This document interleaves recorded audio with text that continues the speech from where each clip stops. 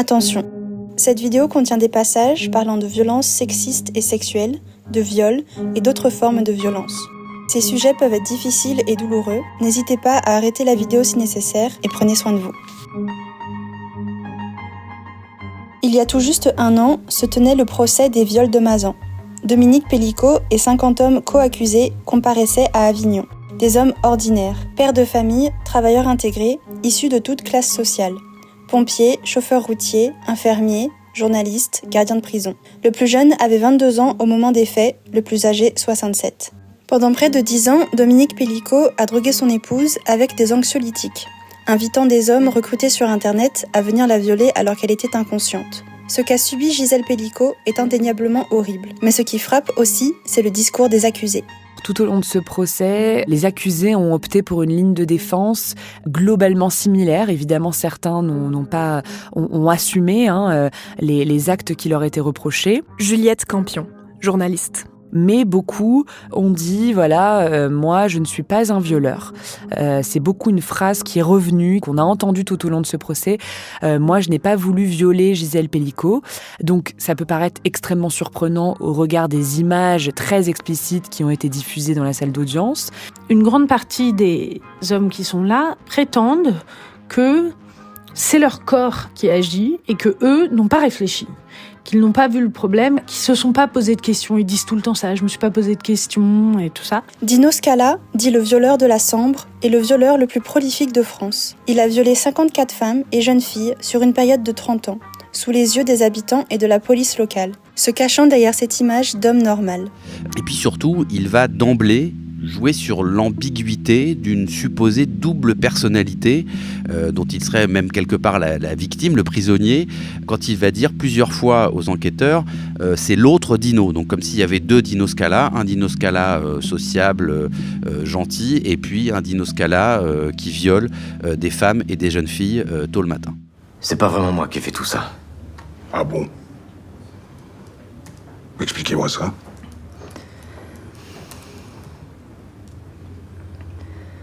C'est un peu comme s'il y avait 2 Enzo, vous voyez. Le vrai Enzo, c'est un gars bien, je vous assure. C'est un bon père de famille, un bon ami et un bon collègue. Is that what he calls it? Ce champ lexical de la dualité, on l'entend souvent à propos des auteurs des violences masculines. On parle de monstres, de fous, de malades mentaux. On emploie souvent l'expression du Dr Jekyll et de Mr Hyde. Il y aurait donc les monstres d'un côté et les hommes bons de l'autre. Sauf que les interprétations modernes du roman ne sont pas fidèles à l'œuvre originale, et les hommes violents sont aussi des hommes ordinaires. Les monstres, ça n'existe pas. C'est notre société, c'est nous, c'est nos amis, c'est nos pères. C'est ça qu'on doit regarder. L'étrange cas du Dr Jekyll et de Mr Hyde est un roman écrit par Robert Louis Stevenson et publié en janvier 1886. Nous sommes dans le Londres victorien, une société puritaine, religieuse, hiérarchisée, marquée par de fortes inégalités. Derrière la prospérité se cache la misère. Entre 1/4 et 1/3 de la population vit dans l'extrême pauvreté. C'est cette situation que Dickens dénoncera dans Oliver Twist en 1838. C'est dans ce contexte que naissent Jack l'Éventreur et le roman de Stevenson. Dr Jekyll est un praticien admiré de tous, généreux, attentionné, toujours prêt à aider. Mais il est obsédé par la dualité humaine, persuadé que l'homme n'est pas un, mais 2. One of him strives for the nobilities of life. This we call his good self. The other seeks an expression of impulses that bind him to some dim animal relation with the earth. This we may call the bad. Il crée alors une potion dans le but de séparer ces 2 parts et être libre de ses pulsions réprouvées par la société. If I understand you correctly, you sound almost indecent. What names you give things. Or why aren't you frank enough to admit that indecent self in you? No, you prefer to hide it, pretend it isn't there. We have to accept certain things. I don't want to accept them. I want to be clean, not only in my conduct, but in my innermost thoughts and desires.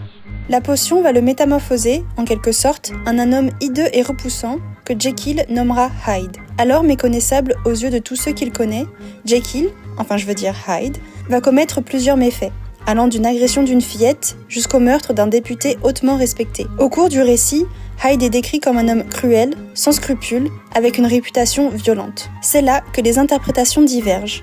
Pour certaines, on dit oui, et pour d'autres, on diverge. Dans les représentations modernes, on voit souvent une opposition entre Jekyll et Hyde. Ils se battent pour avoir l'ascendant sur l'autre. Ce sont deux personnes différentes vivant dans un même corps. On parle souvent de dédoublement de personnalité. Le terme médical est trouble dissociatif de l'identité. Dans le DSM, le manuel diagnostique et statistique des troubles mentaux, ce trouble est défini comme la présence d'au moins 2 états de personnalité distincts ou par une expérience de possession caractérisée par une perturbation et ou une discontinuité dans l'intégration normale de la conscience, de la mémoire, de l'identité, des émotions, de la perception, de la représentation du corps, du contrôle moteur et du comportement.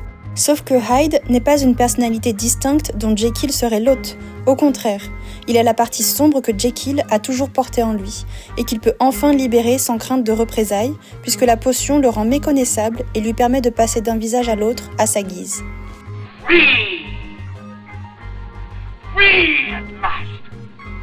Comme pour Lolita, dont on a parlé dans cette vidéo, le sens du texte original est souvent mal compris. Jekyll a toujours eu conscience que Hyde était lui-même. Edward Hyde n'est pas une pulsion extérieure ou incontrôlable, mais l'expression de ce que Jekyll voulait se permettre de faire sans en assumer les conséquences. Il l'avoue dans le dernier chapitre du livre, lorsqu'il raconte sa première transformation. Il y avait dans mes sensations un je ne sais quoi d'étrange. C'était en moi un effrainement capiteux. Un flot désordonné d'images sensuelles traversant mon imagination comme un rude moulin. Un détachement des obligations du devoir, une liberté de l'âme inconnue, mais non pas innocente. Je me sentis, dès le premier souffle de ma nouvelle vie, plus méchant, 10 fois plus méchant, livré en esclavage à mes mauvais instincts originels. Le dédoublement de personnalité n'est donc qu'une illusion. Il n'y a toujours eu qu'un seul homme avec 2 visages. So there never was a Roy. Jesus Christ, Marty, if that's what you think, I am disappointed in you, I don't mind telling you. There never was an Aaron, counselor. Il est plus facile, plus agréable, de se dire que les hommes violents, ce sont les marginaux, les autres, que d'accepter le fait que nous les côtoyons tous les jours. Il y avait le resto de Gisèle, en gros, donc Gisèle mangeait tous les jours du procès dans un resto qui était un peu du coup banalisé, les accusés n'y allaient pas, il y avait les avocats de la défense et il y avait des journalistes mais il n'y avait pas d'autres accusés, les accusés mangeaient à la brasserie qui était en face et du coup c'est vrai que tu déjeunes à côté de tablés de violeurs. Bon, dans la vie quotidienne, ces mecs-là, au bout d'un moment, c'est des mecs, évidemment, qu'on fréquente. Mais en fait, qu'on fréquente, faut aussi se dire ça. C'est-à-dire que oui, cette brasserie, elle était pleine de violeurs, mais en fait, comme toutes les brasseries, j'ai envie de dire. C'est-à-dire que vivre à côté des violeurs, on sait très bien le faire, on le fait tout le temps. Ce procès nous rappelle que les hommes qui violent et ceux qui ne violent pas se ressemblent. Dans la majorité des cas, les femmes victimes d'agressions sexuelles connaissent leurs agresseurs. 35% sont des conjoints ou ex-conjoints, 21% sont des amis ou des collègues. Encore une fois, il n'y a pas de Jekyll et Mr. Hyde, il n'y a que des hommes qui font le choix d'être une personne en public et une autre en privé.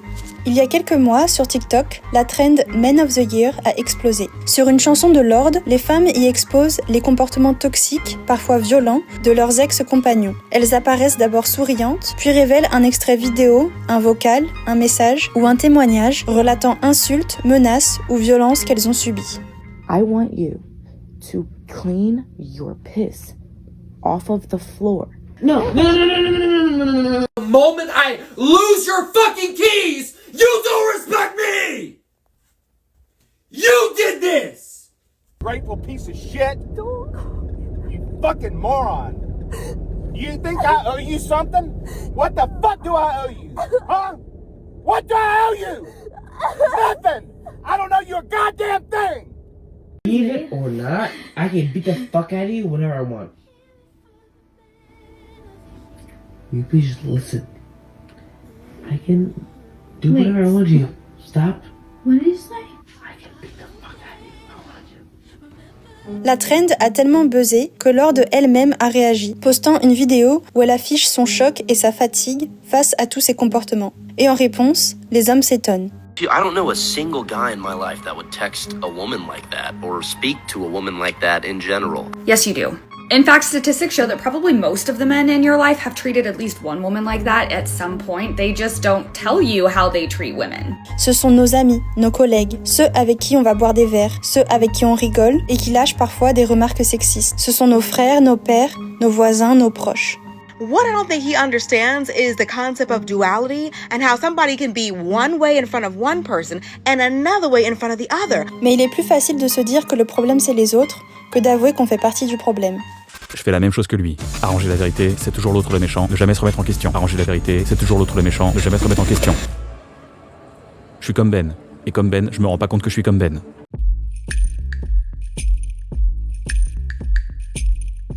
Le psychologue néerlandais Joop Bellin a mis en évidence ce qu'il appelle le continuum entre séduire et violer, à travers des entretiens avec 20 hommes hétérosexuels. Il identifie 8 stratégies récurrentes face à une femme récalcitrante. Rabâcher et réessayer, exciter malgré elle, se servir de sa puissance physique, finir la chose commencée en dépit d'elle, jouer sur les sentiments de devoir et de culpabilité, réagir de façon fâchée, se servir de son statut, mentir et manipuler. Et ce qui est intéressant, c'est ce qui vient ensuite. L'auteur note, par ailleurs, que tous ces hommes considèrent ne jamais avoir été trop loin, c'est-à-dire n'avoir jamais violé une partenaire, tandis que les extraits des entretiens indiquent à plusieurs reprises que même selon leurs propres critères, ils ont souvent, effectivement, violé leur partenaire. On comprend donc qu'il y a une pratique consciente de la domination, mais qui n'est jamais nommée, voire assumée. Ils sont dégoûtés qu'on mette les termes en fait, c'est comme Amazon, ils sont dégoûtés donc qu'on mette les termes, ils s'en foutent de commettre les crimes. Ce qu'ils veulent pas, c'est que nous on parle pour nous-mêmes et qu'on mette les termes dessus et qu'on dise c'est des agressions sexuelles. La sociabilisation genrée éclaire ce mécanisme. Comme le montre la sociologue Marie Duru-Bella, qui a longuement travaillé sur les inégalités à l'école, les garçons sont valorisés comme ayant un potentiel naturel, une richesse intérieure à cultiver, ce qui forge une forte confiance en eux. Les filles, au contraire, voient leur réussite attribuée à leurs efforts, à leur sérieux, et non à une compétence innée. Cette dynamique est particulièrement visible dans les matières scientifiques. Les garçons apprennent donc très tôt qu'ils bénéficient de privilèges et ils apprennent à les exploiter. Mais dans une société qui prône l'égalité et la méritocratie, ils ne peuvent pas reconnaître que leur réussite repose en partie sur ces privilèges. Alors, ils les effacent, les nient, consciemment ou non. Se construire à travers les privilèges produits par une structure sociale a comme effet secondaire désagréable de ne pas pouvoir s'attribuer pleinement le mérite de cette ascension, scolaire, universitaire, professionnelle et familiale. Ceci est particulièrement vrai au sein d'une société qui ne justifie plus aussi explicitement l'oppression des femmes et qui prône une éthique égalitariste des chances. Aussi les garçons rendent-ils progressivement invisibles à eux-mêmes les limites objectives de leur individualité et évitent ainsi un regard lucide sur ce qui a rendu possible cette ascension. Vont ainsi coexister, en tension permanente, au sein de leur subjectivité, une conscience de domination et une négation de ce qui les constitue. On est socialisé aussi à ignorer ces privilèges. Parce que comme on est dans une société où on légitime en permanence les hiérarchies, entre autres par cette question de la méritocratie, c'est facile. On nous donne clé en main tous les moyens pour ignorer nos propres privilèges et nos propres avantages injustes. Donc pourquoi s'en priver ? Si à côté de ça, on a une vie confortable, voilà. Reconnaître ces privilèges serait trop douloureux, car cela reviendrait à remettre en cause l'identité forgée depuis l'enfance. De la même manière, les co-accusés de Pellico refusent de se dire violeurs, malgré les preuves vidéo. Pellico lui-même nie avoir abusé de sa fille, Caroline Darian, car même s'il admet être l'agresseur de son ex-épouse, il ne peut avouer être celui de sa propre fille. Scala refuse longtemps de reconnaître les viols sur mineurs, défendant une image de père de famille qui s'effondrerait avec un tel aveu. Il n'y a jamais eu deux, Enzo, il n'y en a qu'un. Il est assis là, devant moi. Le bon père de famille et le violeur, en série. Les deux en un, mais ça vous arrange que nous pensons qu'il y en ait deux. Et la vérité, c'est que nous préférerions tous qu'il y en ait deux. Parce qu'à la fin, c'est bien vous. Vous et vous seul, monsieur Enzo Salina.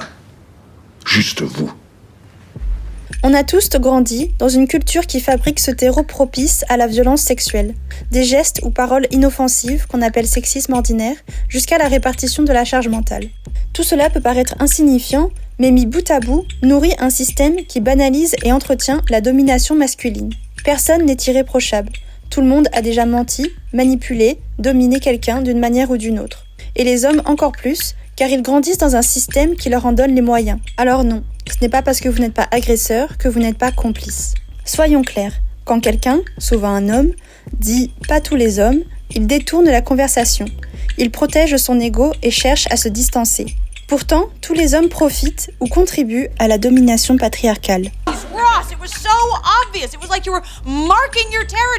Dans la série Sambre, produite par France Télévisions, basée sur l'enquête journalistique d'Alice Géraud, Sambre, radioscopie d'un fait divers, le brigadier Blanchot montre très bien ce qu'on appelle la masculinité complice. La masculinité complice, d'après Rewin Connell, sociologue australienne connue pour ses travaux sur les thématiques des rapports de classe et de genre, désigne les hommes qui ne pratiquent pas directement la domination patriarcale de façon active ou violente, contrairement à la masculinité hégémonique, mais qui en retirent des bénéfices quotidiens.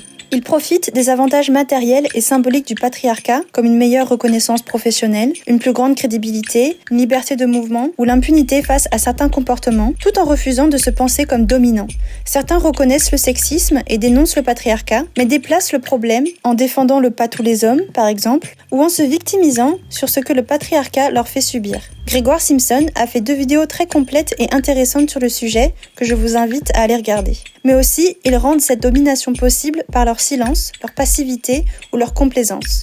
Après toutes ces années, je vous dis pas ce qu'on voit par ici, commandant. Sans parler de ce qu'on ne voit pas. Blanchot, chargé d'enquête sur le violeur de la Sambre, dispose de tous les éléments. Preuves, témoignages, mode opératoire, jusqu'au portrait robot. Pourtant, il ne fait pas le lien. Le coupable est juste là. C'est son ami, son coéquipier de foot. Je comprends pas pourquoi on n'arrive pas à choper ce type. On a sa gueule, son ADN. J'ai l'impression qu'il est là, qui rôde autour de nous. Condescendant avec les femmes qui cherchent à relancer l'affaire, il avance en pilote automatique, sans réelle volonté d'explorer de nouvelles pistes. Ce n'est pas lui qui agresse, mais en fermant les yeux, en protégeant consciemment ou non l'ordre établi, il rend possible la violence des autres. Ce n'est d'ailleurs qu'une fois l'affaire reprise par un autre homme qu'il s'impliquera vraiment et fera enfin des efforts pour la faire avancer. Pendant tout ce temps, il était là sous nos yeux. Pour moi, qu'est-ce que j'ai fait? J'ai bu des coups avec lui. J'ai joué au foot avec lui. Mais j'ai rien vu.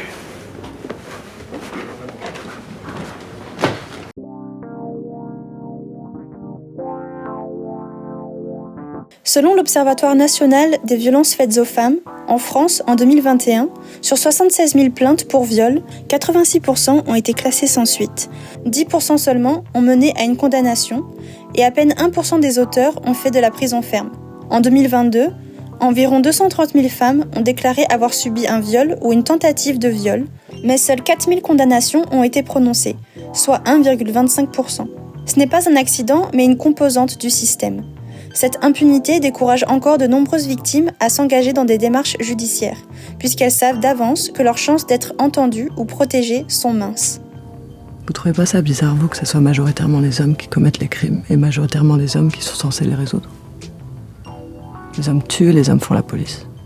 C'est curieux, non? Je sais pas.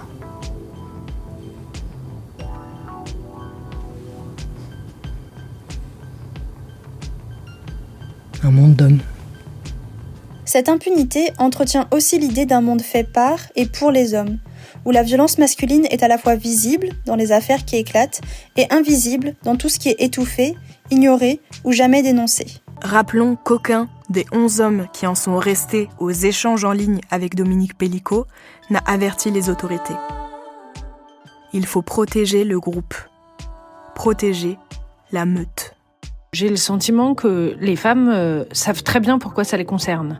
Et qu'au fond, du coup, la question, c'est plutôt pourquoi les hommes devraient se sentir concernés et, à mon sens, se sentent pas assez concernés. Et en fait, ils regardent ça comme un truc de « oh là là, vraiment horrible, moi je ferais jamais ça, etc. » Pendant que certains hommes préfèrent jouer au jeu des 7 différences avec les agresseurs plutôt que de reconnaître ce qu'ils partagent avec eux, ce sont les femmes qui font avancer ces sujets. Elles écoutent les victimes, relancent les procédures, militent. C'est grâce à elles que les choses bougent. How about the lab reports? Not back yet. Why not? I don't know. Just what? How long does it take to process a rape kit? That's not a rhetorical question. about a day or so if we request a rush. Did we? Request a rush. Yes. And it's been 49, 50 hours. Since our victim left the hospital, no one thought to pick up a phone, call the lab, ask where it is. You know the labs are always late. I'm sure the report's on the way. Oh, really? You're sure? Great. Mia, relax. Everything's right on track. Morris is sure of it. I'm not the enemy, detective. You don't have to yell at me. I sure shouldn't have to.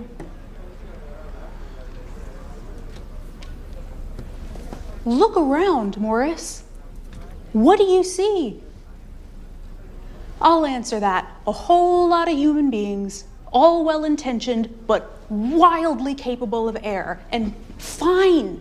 Fallibility, I get that. But when we're talking about a violent rapist, a guy who at any minute could break into another woman's house and scar another woman for life, because this is not something people get over, this is something they carry with them forever.